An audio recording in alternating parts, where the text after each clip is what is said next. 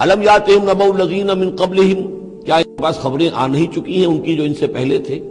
قوم نوح وعاد وثمود وقوم ابراہیم واصحاب مدین والمؤتفکات، نوح کی قوم اور عاد اور سمود اور قوم ابراہیم، یہ واحد مقام ہے قرآن مجید میں جس میں قوم ابراہیم کا بھی تذکرہ اس انداز میں ہے کہ شاید ان پر بھی عذاب آیا ہو، لیکن صراحتاً اس کا ذکر پورے قرآن میں کہیں نہیں ہے۔ وہ اصحاب مدین اور مدین کے لوگ، والمؤتفکات اور ان بستیوں کی جو الٹ دی گئی تھی، سدوم اور عمورہ، اتتہم رسلہم بالبینات، آئے ان کے پاس ان کے رسول واضح احکام لے کر، واضح نشانیاں لے کر، فما کان اللہ لیظلمہم، تو اللہ تعالیٰ ان پر ظلم کرنے والا نہیں تھا، لیکن کانوا انفسہم یظلمون، بلکہ وہ اپنے اوپر خود ہی ظلم ڈھاتے رہے۔ والمؤمنون والمؤمنات بعضهم اولیاء بعض، وہ منافق مرد اور منافق عورتوں کی بات تھی۔ اب فرمایا اور ایمان والے مرد اور ایمان والی عورتیں بعضهم اولیاء بعض، وہ ایک دوسرے کے ساتھی ہیں، ایک دوسرے کے پشت بنا ہے، مددگار ہیں۔ یامرون بالمعروف، ان کا طرز عمل یہ ہے کہ نیکی کا حکم دیتے ہیں، مشورہ دیتے ہیں، وینہون عن المنکر، بدی سے روکتے ہیں، ویقیمون الصلاۃ، نماز قائم کرتے ہیں، ویؤتون الزکوٰۃ، اور زکوٰۃ ادا کرتے ہیں، ویطیعون اللہ ورسولہ، اور اللہ اور اس کے رسول کی اطاعت کرتے ہیں۔ اولئک سیرحمہم اللہ، یہی ہیں وہ لوگ جن پر اللہ تعالیٰ رحمت فرمائے گا۔ ان اللہ عزیز الحکیم، یقیناً اللہ زبردست ہے، حکمت والا۔ اللہم ربنا اجعلنا منہم۔ وعد اللہ المؤمنین والمؤمنات جنات تجری من تحتها الانہار خالدین فیہا، اللہ نے وعدہ کیا ہے مومن مردوں اور مومن عورتوں سے ان باغات کا جن کے دامن میں یا جن کے نیچے ندیاں بہتی ہوں گی، اور اس میں وہ ہمیشہ رہیں گے۔ ومساکن طیبۃ فی جنات عدن، اور بڑے ستھرے اور بہت عمدہ مکان رہائش کے لیے ان کو دے گا، رہنے کے باغات میں، ریزیڈینشل گارڈنز میں۔ ورضوان من اللہ اکبر، یہ ساری چیزیں تو ہے ہی، سب سے بڑی شے یہ کہ اللہ ان سے راضی ہو جائے گا۔ رضا اللہ کی وہ سب سے بڑی شے ہے، سب سے بڑی نعمت ہے۔ ذالک هو الفوز العظیم، وہ تو ہے بہت ہی بڑی کامیابی۔ یا ایھا النبی جاہد الکفار والمنافقین واغلظ علیہم، اے نبی صلی اللہ علیہ وسلم آپ جہاد کیجئے کفار سے بھی اور منافقین سے بھی، اور ان پر سختی کیجئے۔ یہ دیکھیے آیت 2 مرتبہ آئی ہے قرآن مجید میں، یہ جو کہ تو سورہ تحریم میں بھی آئے گی جو کہ سمجھیے 28ویں پارے کی آخری، یہاں پھر آئی ہے، لیکن یہاں لفظ جہاد کو نوٹ کر لیجئے، یہاں جہاد بمعنی قتال نہیں آ سکتا۔ منافقین کے ساتھ آپ نے کبھی جنگ نہیں کی، جہاد جد و جہد، کوشش، ان کی ریشہ دوانیوں کو ختم کرنا، ان کی سازشوں کا زور توڑنا، یہ جہاد تھا، یہ جہاد۔ قتال کی کوئی نوبت منافقین کے ساتھ کبھی کوئی قتال نہیں ہوا۔ یہاں جہاد خالص اس جہاد کے معنی میں ہے جو قتال سے کم تر ہے، دون القتال۔ یا ایھا النبی جاہد الکفار والمنافقین، اے نبی آپ مجاہدہ کیجئے، جد و جہد کیجئے۔ اسی لیے جب غزوہ تبوک سے آپ واپس آ رہے تھے تو ایک حدیث ہے کہ آپ نے فرمایا رجعنا من الجہاد الاصغر الى الجہاد الاکبر، ہم چھوٹے جہاد سے بڑے جہاد کی طرف لوٹ آئے ہیں۔ اب اس کی تعبیریں مختلف کی گئی ہیں کہ اتنا بڑا جہاد سلطنت روما کے خلاف گئے تھے، اسے آپ جہاد اصغر کہہ رہے ہیں، وہاں سے لوٹ کر ہم آ گئے، اب جہاد اکبر سامنے ہے۔ تو اس کی عام طور پر جو توجیہ لوگوں نے کی ہے وہ تو یہ ہے کہ یہ جہاد جو نفس کے خلاف ہے وہ سب سے اکبر ہے، سب سے بڑا ہے، اور یہ بات صحیح ہے۔ آپ سے پوچھا گیا ای الجہاد افضل یا رسول اللہ، آپ نے فرمایا ان تجاہد نفسک فی طاعت اللہ، کہ اللہ کے رسول یہ بتائیے کہ سب سے افضل جہاد کس کا ہے؟ آپ نے فرمایا کہ تم جہاد کرو اپنے نفس کے خلاف اور اسے اللہ کا مطیع بناؤ۔ تو اسی پر گویا کہ اس کو محمول کیا ہے، لیکن میرے نزدیک حقیقت یہ ہے کہ اب یہ جو مارے آستین تھے، کہ جو مدینے کے اندر منافقین تھے، اب ان کے خلاف جہاد کرنا تھا، اور اس میں چونکہ اندیشے تھے کہ ان کے تعلقات تھے اوس اور خزرج کے لوگوں کے ساتھ، عام لوگوں کے ساتھ دوستیاں تھیں، تو اس میں فتنے اٹھنا تھے۔ واپس آ کر آپ نے مسجد ضرار کو پھر جلایا ہے، گرایا ہے، یہ بہت بڑا قدم تھا۔ عام مسلمان جو اس میں مشتعل بھی ہو سکتے تھے کہ مسجد کو گرا رہے، لیکن یہ کہ یہ اقدامات آپ نے کیے ہیں صلی اللہ علیہ وسلم اس آیت کے اترنے کے بعد اور تبوک سے واپسی کے بعد۔ یا ایھا النبی جاہد الکفار والمنافقین واغلظ علیہم، اے نبی جہاد کیجئے کافروں سے بھی اور منافقین سے بھی، اور ان پر سختی کیجئے۔ ومأواہم جہنم، ان کا ٹھکانہ جہنم ہے، وبئس المصیر، اور وہ بہت برا ٹھکانہ ہے۔ یحلفون باللہ ما قالوا، وہ اللہ کی قسم کھا کر کہتے ہیں کہ ہم نے یہ بات نہیں کہی، کوئی بات جو بھی آئی، کوئی غلط بات کہی، کوئی استہزاء کیا، کوئی تمسخر اڑایا۔ وَلَقَدْ قَالُوا كَلِمَةَ الْكُفْرِ، حالانکہ انہوں نے کہا ہے کفر کا کلمہ۔ ایک بات انہوں نے کہی تھی، اس کا ذکر آ جائے گا تفصیل سے سورہ منافقون میں 28ویں پارے میں، واقعہ وہاں تفصیل سے آیا ہے۔ تو لیکن یہ کہ کسی نوجوان نے آ کر حضور کو بتا دیا کہ اس نے یہ کہا ہے، اب حضور نے طلب فرمایا، انہوں نے کہا نہیں یہ بالکل جھوٹ بولتا ہے اس نے یہ، اور اس نے خامخواہ جو ہے فتنہ اٹھانے کی کوشش کی ہے۔ تب یہ آیت نازل ہوئی، اللہ نے اس نوجوان کو سچا کیا اس آیت کے ذریعے سے کہ جھوٹ وہ عبداللہ ابن ابی بول رہا ہے، یہ نوجوان نہیں بول رہا۔ یحلفون باللہ ما قالوا، وہ قسم کھا رہے ہیں اللہ کی کہ ہم نے وہ بات نہیں کہی۔ وَلَقَدْ قَالُوا كَلِمَةَ الْكُفْرِ، حالانکہ انہوں نے کہا کلمہ کفر۔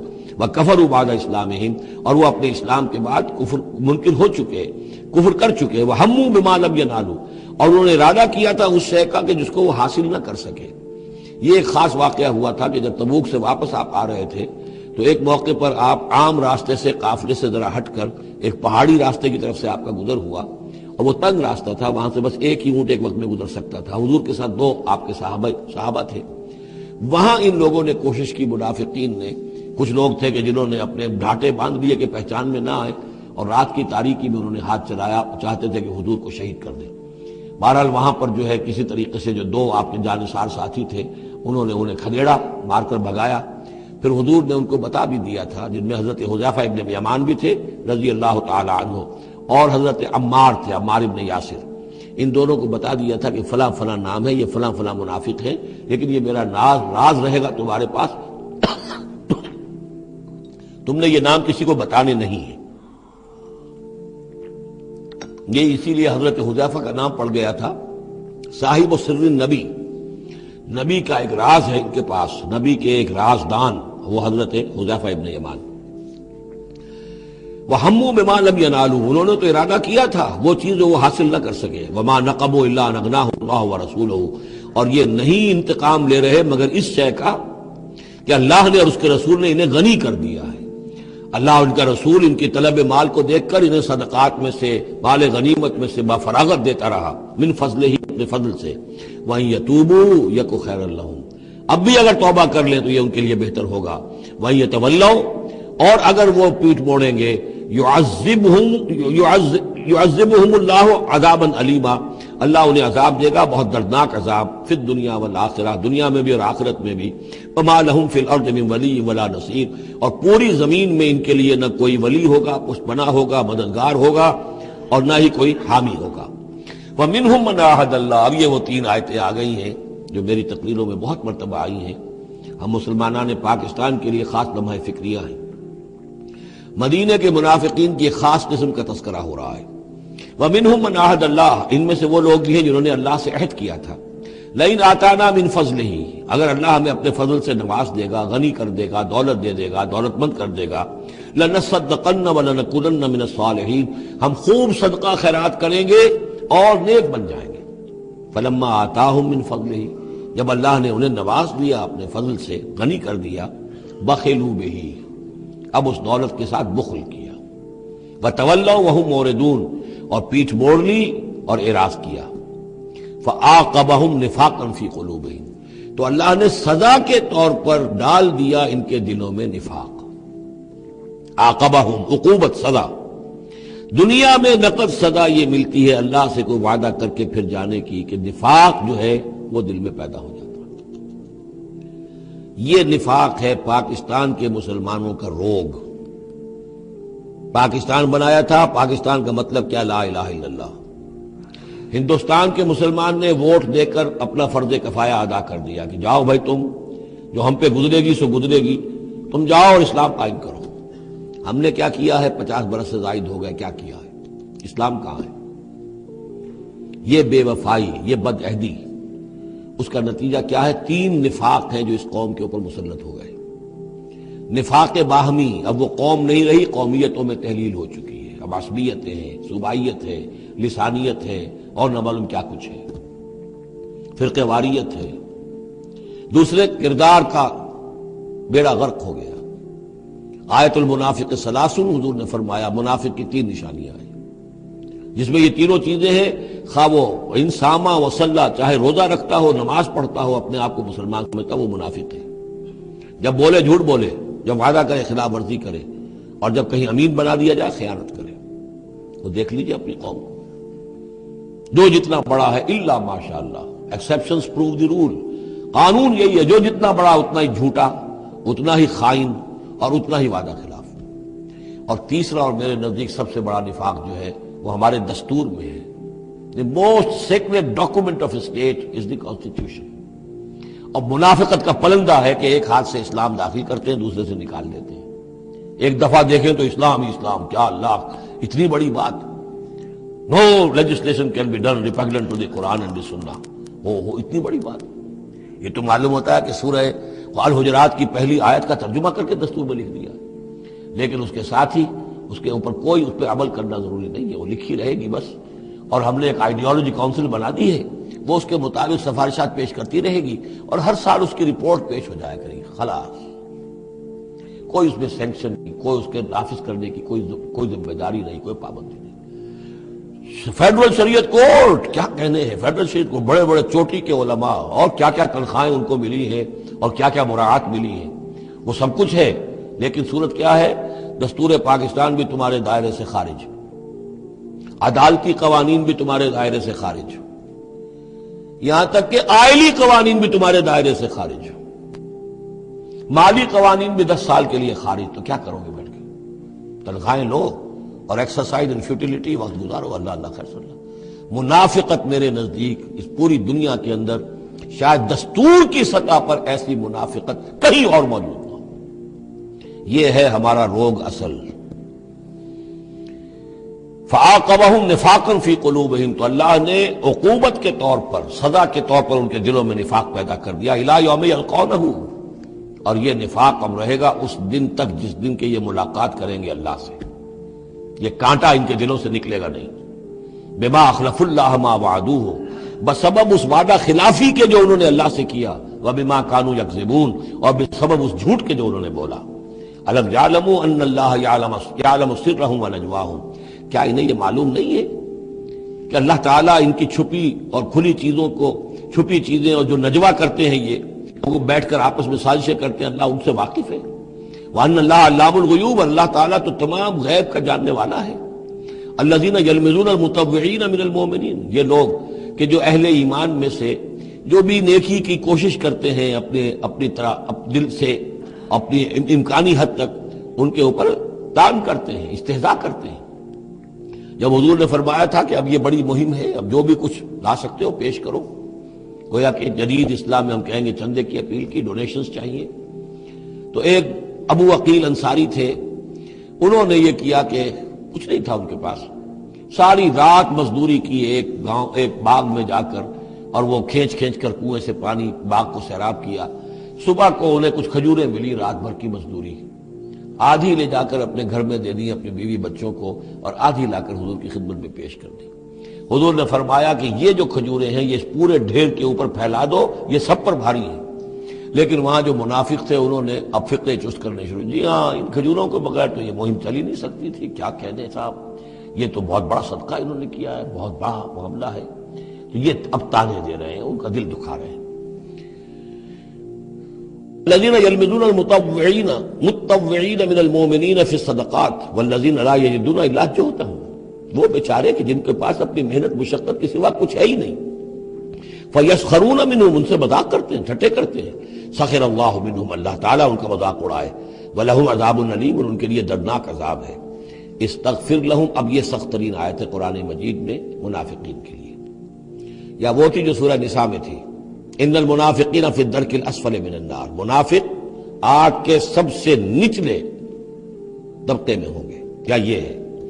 استغفر لہم، اے نبی اب آپ ان کے لیے استغفار کریں، او لا تستغفر لہم، یا ان کے لیے استغفار نہ کریں، ان تستغفر لہم 70 مرۃ، اگر آپ 70 مرتبہ بھی ان کے لیے استغفار کریں گے، فلن یغفر اللہ لہم، تب بھی اللہ تعالیٰ انہیں معاف نہیں فرمائے۔ ذالک بانہم کفروا باللہ ورسولہ، یہ اس لیے کہ یہ اللہ اور اس کے رسول کے ساتھ کفر کر چکے، واللہ لا یہدی القوم الفاسقین، اور اللہ ایسے فاسقوں کو ہدایت نہیں دیتا۔ فرح المخلفون بمقعدہم خلاف رسول اللہ وکرہوا ان یجاہدوا باموالہم وانفسہم فی سبیل اللہ، بہت خوش ہو گئے وہ پیچھے رہ جانے والے جنہوں نے اجازتیں لے لی تھی حضور سے، ایگزمپشن لے لی تھی اپنے بیٹھ رہنے پر اللہ کے رسول کے پیچھے، اور انہوں نے برا سمجھا، ناپسند کیا کہ وہ جہاد کرتے اپنی جانوں اور مال کے ساتھ اللہ کی راہ میں، وقالوا لا تنفروا فی الحر، اور وہ دوسروں سے بھی کہہ رہے تھے ہم تو لے آئے چھٹی رخصت لے آئے ہیں، تم بھی ذرا عقل کے ناخن لو، کہاں جا رہے ہو اس گرمی میں، اس شدید موسم کے اندر جا رہے ہو، پاگل ہو گئے؟ لا تنفروا فی الحر، اس گرمی میں مت نکلو۔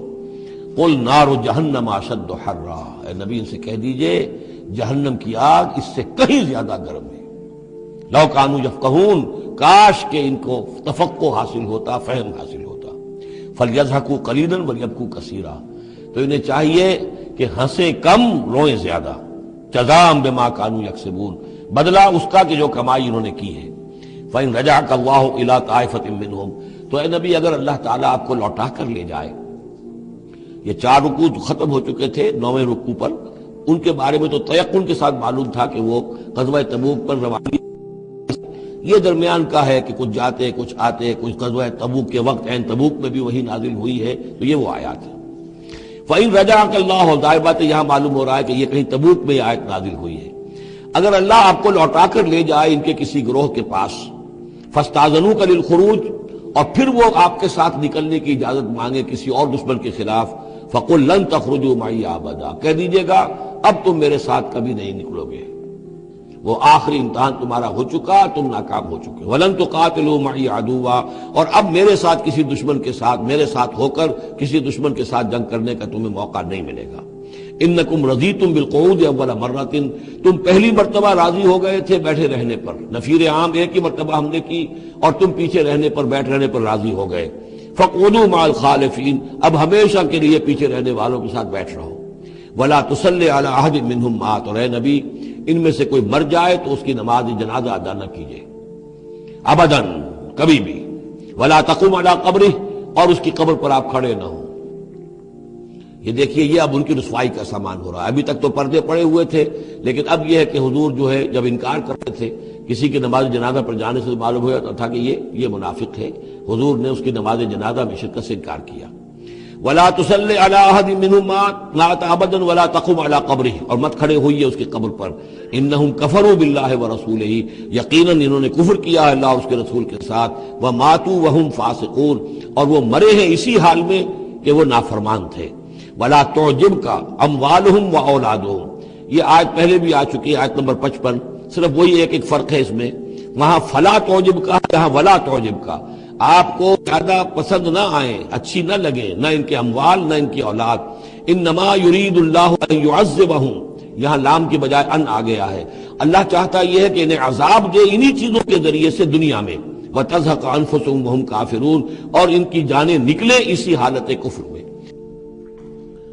وَإِذَا أُنزِلَتْ سُورَةٌ أَنْ آمِنُوا بِاللَّهِ وَجَاهِدُوا مَعَ رَسُولِهِ اسْتَأْذَنَكَ أُولُو الطَّوْلِ مِنْهُمْ وَقَالُوا ذَرْنَا نَكُن مَعَ الْقَاعِدِينَ رَضُوا بِأَن يَكُونُوا مَعَ الْخَوَالِفِ وَطُبِعَ عَلَى قُلُوبِهِمْ فَهُمْ لَا يَفْقَهُونَ۔ صدق اللہ العظیم۔ سورہ توبہ میں ابھی یہی منافقین کا بیان چل رہا ہے،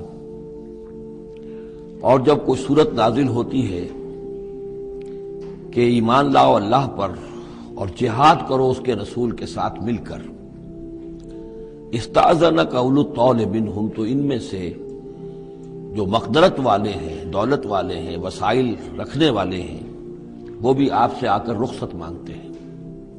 وقالوا ذرنا نکن مع القاعدین، اور کہتے ہیں کہ ہمیں چھوڑ دیجئے، رہنے دیجئے، ایگزمپٹ کر دیجئے، ہم یہیں بیٹھ رہنے والوں میں شامل ہو جائیں۔ رضوا بأن یکونوا مع الخوالف، وہ اس پر راضی ہو گئے کہ پیچھے رہنے والی عورتوں میں شامل کر دیے جائیں، یعنی جنگ کرنا مردوں کا کام ہے، اور خواتین کو چونکہ پیچھے بچے اور خواتین ظاہر بات ہے کہ گھروں میں رہ جانے والے تھے، تو انہوں نے اپنے لیے یہ مقام پسند کیا، یہ ایک طرح کا ان پر طنز ہے۔ رضوا بأن یکونوا مع الخوالف وطبع علی قلوبہم فہم لا یفقہون، تو ان کے دلوں پر مہر کر دی گئی اور اب وہ سمجھ نہیں سکتے۔ لیکن الرسول والذین آمنوا معہ، اس کے برعکس اللہ کے رسول صلی اللہ علیہ وسلم اور جو لوگ ان کے ساتھ ایمان لائے، جاہدوا باموالہم وانفسہم، انہوں نے جہاد کیا اللہ کی راہ میں، اپنے اموال سے بھی اپنی جانوں سے بھی۔ وَأُولَٰئِکَ لَهُمُ الْخَيْرَاتُ، یہ وہ لوگ ہیں جن کے لیے بھلائیاں ہیں، خوبیاں ہیں، نیکیاں ہیں، اچھا اجر ہے۔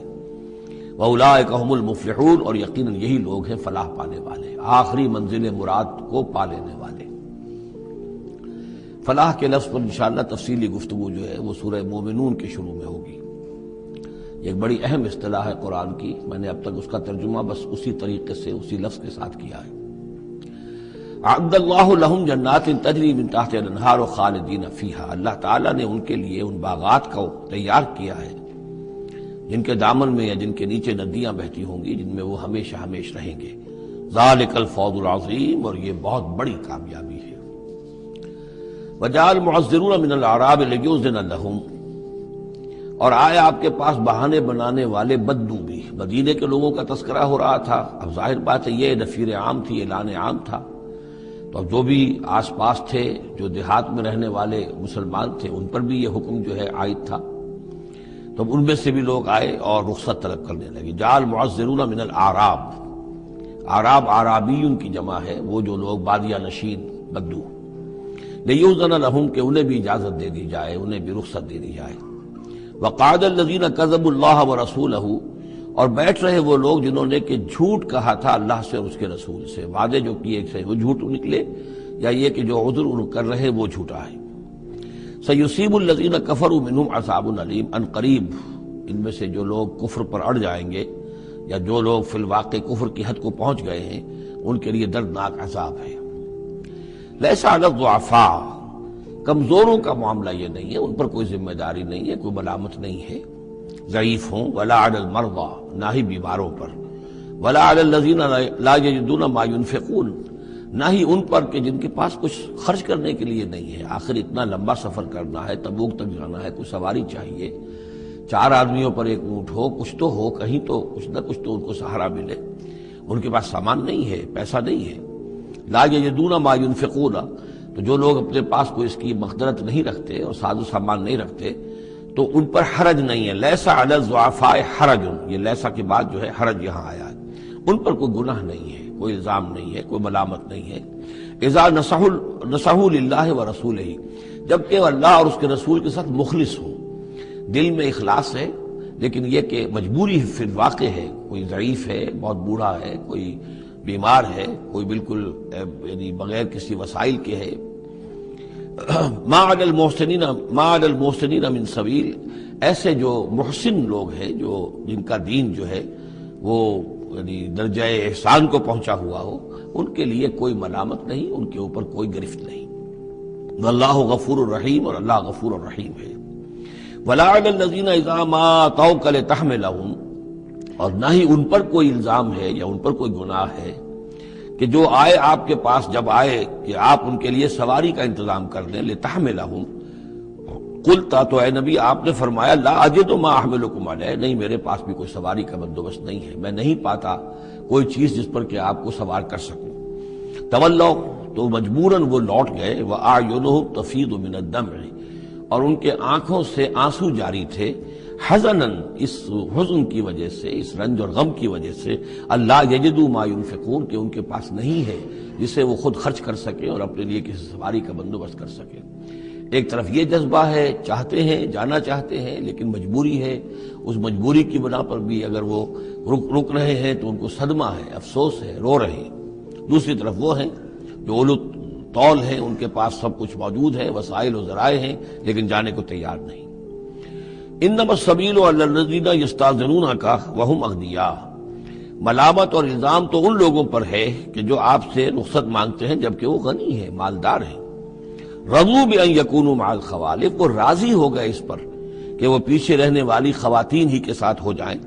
وطبع اللہ علی قلوبہم، اللہ نے ان کے دلوں پر مہر کر دی، فہم لا یعلمون، اور اب وہ صحیح علم سے بے بہرہ ہو چکے ہیں۔ یعتذرون الیکم اذا رجعتم الیہم، اب یعتذرون چونکہ یہ فعل مضارع ہے تو یہ بھی ہو سکتا ہے کہ کر رہے ہیں ترجمہ ہو کہ وہ اب بہانے بنا رہے ہیں یا عذر پیش کر رہے ہیں، اور یہ بھی کہ کریں گے۔ تو اس اعتبار سے یہ آیات یہ بھی ممکن ہے کہ اثناء سفر میں، واپسی کا جو سفر ہے تبوک سے، اس میں نازل ہوئی ہوں، اور یہاں پھر ہم مستقبل کے حوالے سے اس کا ترجمہ کریں گے، اور یہ بھی ہو سکتا ہے کہ مدینے واپس تشریف لانے کے بعد یہ آیات نازل ہوئی ہوں، تو اب حال میں اس کا ترجمہ ہوگا۔ بہانے بنائیں گے وہ لوگ کہ جن کی طرف کہ تم جاؤ گے لوٹ کر، یا بہانے بنا رہے ہیں تمہارے پاس آ کر وہ لوگ کہ جن کے پاس تم آ گئے ہو لوٹ کر. یہ دونوں ترجمے ممکن ہیں. قل لا تعتذروا، کہہ دیجئے یا کہہ دیجئے گا کہ اب بہانے مت بناؤ، کوئی عذر مت تراشو، کوئی لیم ایکسکیوزز پیش نہ کرو. لن نؤمن لکم، اب ہم تمہاری بات نہیں مانیں گے. قد نبأنا اللہ من اخبارکم، اللہ تعالیٰ نے ہمیں تمہاری خبروں سے پورے طور پر مطلع کر دیا ہے. پہلے تو معاملہ یہ تھا تبوک پر جانے سے قبل حضور کا معاملہ کہ وہ اپنی شرافت اور اپنی مروت کے اندر جس نے آ کر جو بات کہی تسلیم کر لی. اب چونکہ اس دوران میں یہ ساری آیات اتر چکی ہیں اور اللہ تعالیٰ نے جو کچھ ان کے اندر تھا چھپا ہوا وہ بھی کھول کر بیان کر دیا ہے، تو کہہ دیا گیا کہ اب آپ ڈنکے کی چوٹ کہہ دیجئے لن نؤمن لکم، اب ہم تمہاری بات نہیں مانیں گے. قد نبأنا اللہ من اخبارکم، اللہ تعالیٰ نے تمہاری اخبار پر، تمہاری خبروں پر، تمہاری کیفیات پر ہمیں مطلع کر دیا ہے. وَسَيَرَ اللَّهُ عَمَلَكُمْ وَرَسُولُهُ، اب عنقریب مستقبل میں اللہ تعالیٰ تمہارے عمل کو دیکھے گا اور اس کا رسول بھی دیکھیں گے صلی اللہ علیہ وسلم. یعنی آئندہ اب تمہارا کیا ایٹیچیوڈ رہتا ہے. ثُمَّ تُرَدُّونَ إِلَىٰ عَالِمِ الْغَيْبِ وَالشَّهَادَةِ، پھر تمہیں لوٹا دیا جائے گا اس ہستی کی طرف جو کھلے اور چھپے کی جاننے والی ہے. فَيُنَبِّئُكُم بِمَا كُنتُمْ تَعْمَلُونَ، تو پھر وہ تمہیں جتلا دے گا جو کچھ کہ تم کرتے رہے تھے. سَيَحْلِفُونَ بِاللَّهِ لَكُمْ إِذَا انقلبتم، یہ یقیناً قسمیں کھا کھا کر، حلف اٹھا کر اللہ کا کہیں گے جبکہ تم ان کی طرف لوٹ جاؤ گے یا آ گئے ہو.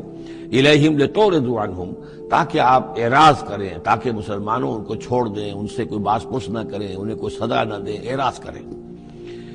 فاعرضوا عنہم، ٹھیک ہے ان سے اعراض کرو، ان سے آپ توجہ جو ہے پھیر لیجئے. انہم رجس، یقیناً یہ لوگ ناپاک ہیں. وماواہم جہنم، اور ان کا ٹھکانہ آگ ہے.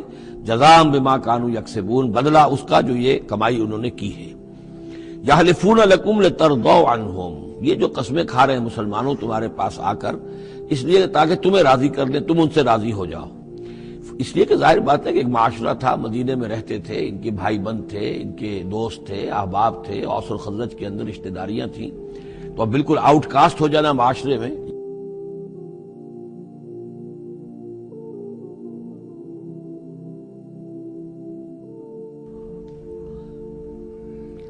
تو ظاہر بات ہے کہ وہ پھر کوشش کرتے تھے کہ سارے مسلمان ہم سے بدظن نہ ہو جائیں، سب لوگ جو ہیں بدگمان ہو جائیں، تو ہم تو آؤٹ کاسٹ ہو جائیں گے، گویا کہ معاشرے میں اچھوت ہو جائیں گے. تو وہ آ کے لوگوں سے ملاقاتیں کر کر کے پھر ان کو بتاتے تھے کہ نہیں، ہمارا تو یہ عذر تھا، یہ مجبوری تھی، ہماری نیتوں پر شک نہ کرو.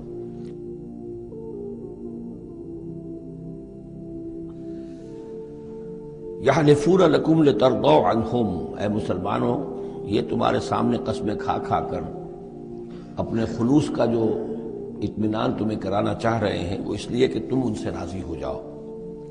فَإِن تَرْضَوْا عَنْهُمْ فَإِنَّ اللَّهَ لَا يَرْضَىٰ عَنِ الْقَوْمِ الْفَاسِقِينَ، تو اگر تم ان سے راضی ہو بھی گئے تو اللہ تعالیٰ ان نافرمانوں سے راضی ہونے والا نہیں ہے. الْأَعْرَابُ أَشَدُّ كُفْرًا وَنِفَاقًا، بدو لوگ جو ہیں دیہاتی بادیہ نشین، وہ کفر اور نفاق میں اور بھی زیادہ سخت ہیں. ذرا ہلکی کرو آواز.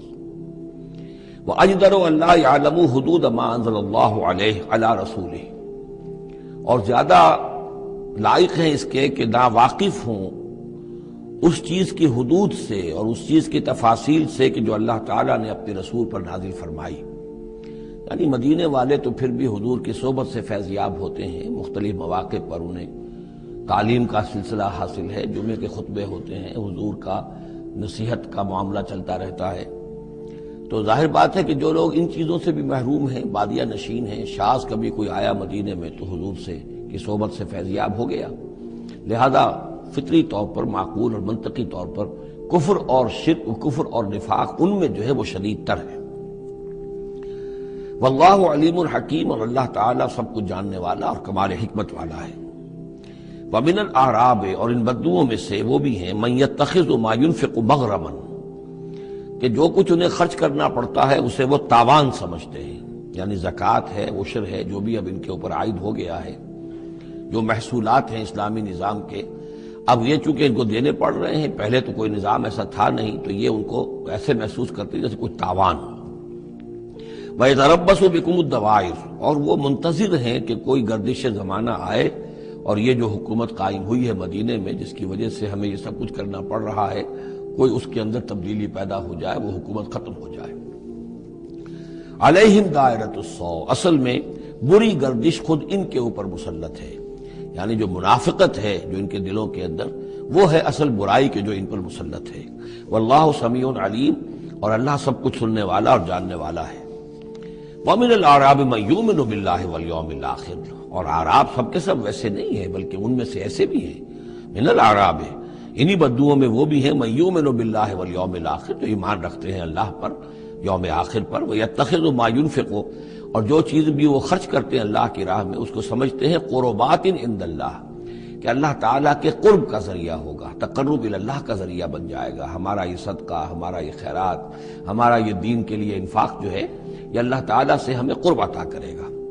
وصلوات الرسول، اور رسول صلی اللہ علیہ وسلم کی طرف سے عنایتیں ہوں گی اور ان کی دعائیں ہماری شامل حال ہو جائیں گی۔ گویا کہ صاحب ایمان بھی تھے ان بدوؤں میں، سب کے سب منافق ہی نہیں تھے۔ الا انہا قربۃ لہم، آگاہ ہو جاؤ، ہاں ان کا یہ انفاق، اللہ کی راہ میں خرچ کرنا، یقیناً ان کے لیے باعث تقرب ہے اللہ کے لیے، اللہ کے نزدیک۔ سیدخلہم اللہ فی رحمتہ، ان قریب اللہ تعالیٰ انہیں اپنی رحمت میں داخل کرے گا۔ ان اللہ غفور الرحیم، یقیناً اللہ تعالیٰ معاف فرمانے والا، رحم فرمانے والا ہے۔